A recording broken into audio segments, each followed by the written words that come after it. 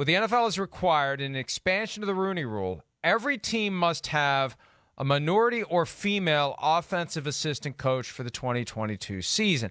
My first reaction when I saw that is, there are teams that don't? Are there really teams that don't have, in the entire small army of offensive coaches, at least one minority or female coach at this point in 2022? Are you telling me that there's at least a team out there that doesn't? I was stunned by the possibility.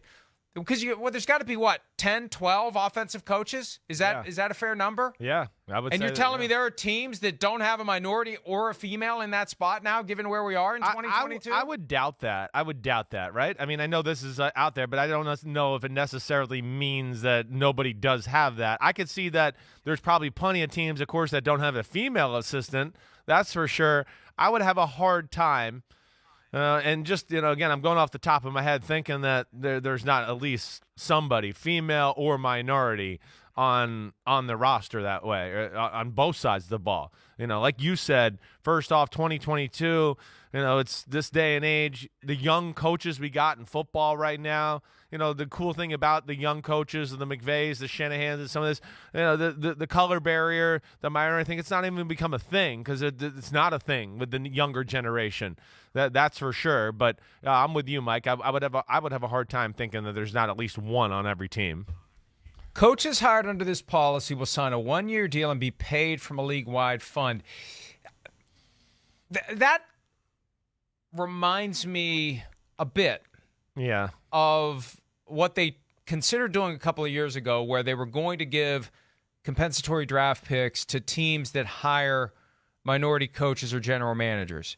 It's an extra little, wait a minute. Yeah. Do you deserve to be here? Right. It stigmatizes the person who gets the job. It does. That's somebody who's, they're paid by the league-wide fund. That's not somebody we actually hired. That's what the others in the workplace will say or think. Or the person who has that job is going to be wondering, is that how they view me?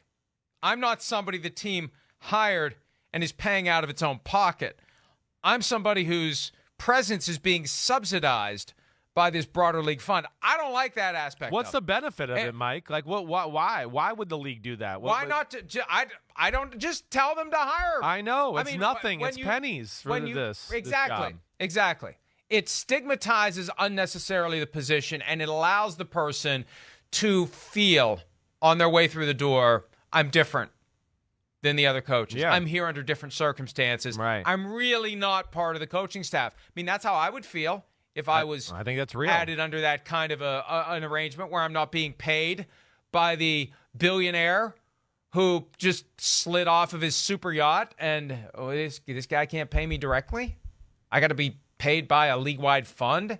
That's how hard it is to get people to have diverse coaching staffs when there's plenty of applicants and plenty of qualified individuals for these jobs. I don't like that part of it. I think that's a mistake. That's tone deaf, in my view. That's as tone deaf as the suggestion a couple of years ago that you're going to give a team draft picks for hiring a black coach or a black GM, because then the coach or the GM's like, wait, so I'm here because they wanted a few extra draft picks? Yeah. No, I think it's fair, certainly, to think that. Yes, if you're an employer and you're employed by the league and not the team, and you're going in the team office every day, how do you not feel a little insecure about your situation? And then, yes, you're right. Some coaches, again, most not, but they're going to be, out of the corner of their eye going, they really deserve to be here. We didn't even hire them.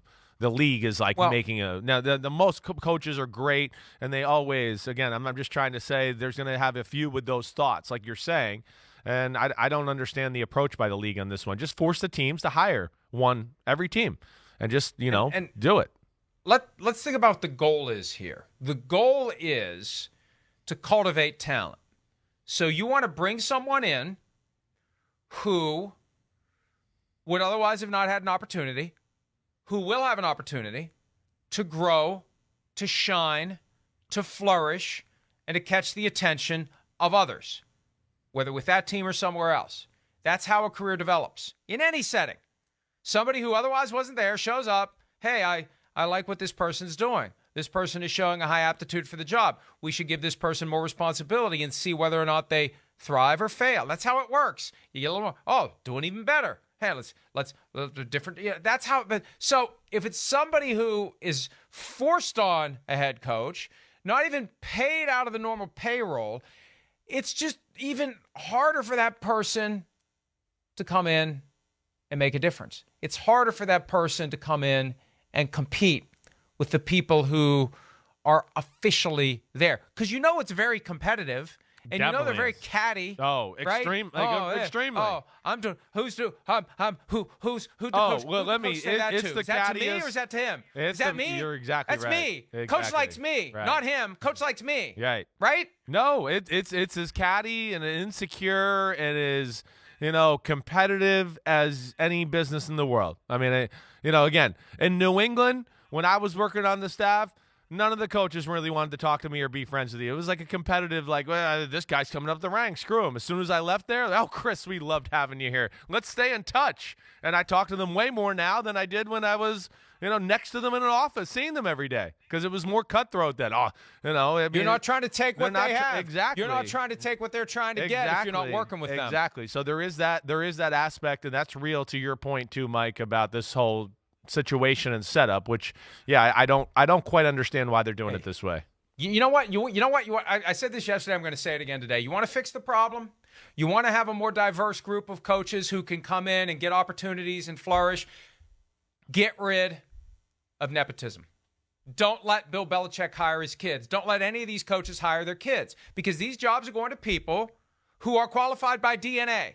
They're qualified because dad feels guilty, cat's in the cradle and the silver spoon. Dad wasn't around when the kid was growing up, and now the kid's grown up, and dad can make up for 18 years, 20 years of lost time, and they work elbow to elbow. It's one of the reasons why it happens. It is. The coach gets a chance to spend 20 hours a day with the kid when the coach spent 20 minutes a day with the kid at most when the kid was growing up.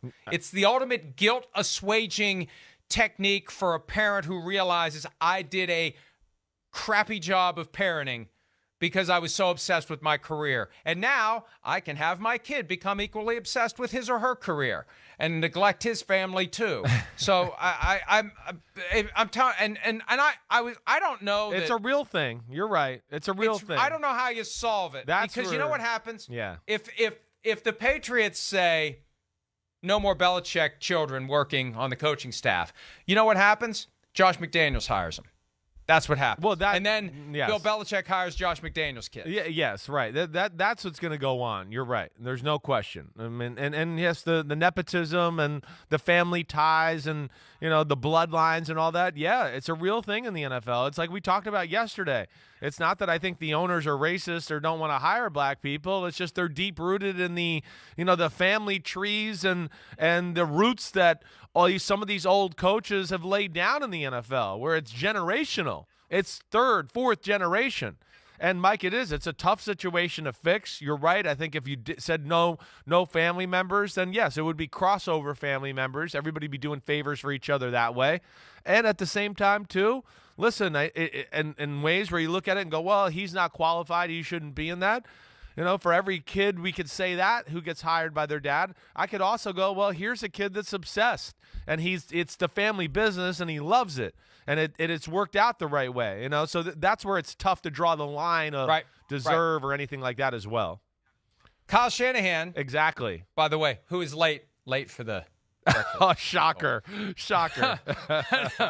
But Kyle Shanahan was the proverbial sponge growing up. Yes. Loved it. Right. And not intimidated by it, understands it. He got a PhD in football by virtue of who his dad was. Exactly. So there's value in it there. And also from the coach's standpoint, it's not just making up for lost time. You got to trust people. 100%. And if you can't trust your kids, right. If you can't trust your kids, you can't trust anybody. Good luck trusting anybody. Right. So that's part of it too. And really, the other side of it, and look, my son, I don't want to go too far into the Florio family story here, but my son is very resistant to the idea of doing anything with PFT because he doesn't want to be accused of nepotism. It's like, son, I own the business. I'm not getting you a job at the place where I work. I own this joint. Yes, I know. And see, at a football team, you got Bob Kraft with Jonathan, who's eventually going to take over and probably do as well, if not better, than Bob. Oh, it's family business. But there's nepotism, but it's family business. So there's a certain hypocrisy, I think, in the idea that the owner is going to have his kids working there, right, but the coach can't have his kids working there. Yeah. Well, the difference is the owner owns. right. The coach is an employee. The owner owns. And what's the owner going to do? What's the owner going to do? You're just going to say, I'm not going to teach any of the business, so when I die, you're either going to be clueless Yeah. or you got to sell the team. Or I can groom you now to take over what really is your birthright. I own it. It's your birthright. It's not Bill Belichick's kid's birthright to come coach for the Patriots because he just works for Robert Kraft. And I don't know why more owners aren't willing to say that. I don't know why they won't just say that. Hey, Bill, here's why you can't hire your kids and why I can. I own the place. If there's any confusion there, I don't know what else to tell you. I own the place. You don't. No, That's why. You're right. I mean, everything you say is right, but I think also what you said earlier comes into play here too. You know, in the fact that, you know, the coach, yes, it's a family member. You know, they feel like, hey, we can trust them. They're gonna hire the people they can trust that way. The owner wants the coach to feel comfortable in their work environment. He wants them to, hey, stay here and work all day. Oh, you got your son here. He's here. Look, you're doing good. It's your family's here. Stay here all day. Keep working. Figure out a new two-minute offense. So that's why the owners, I think, bow down to it too, because of course they want a good environment for their coach and the coaching staff and everybody happy in that department. Hi, I'm Mike Tirico, and thanks for watching. Make sure to hit subscribe for the latest news and highlights from NBC Sports.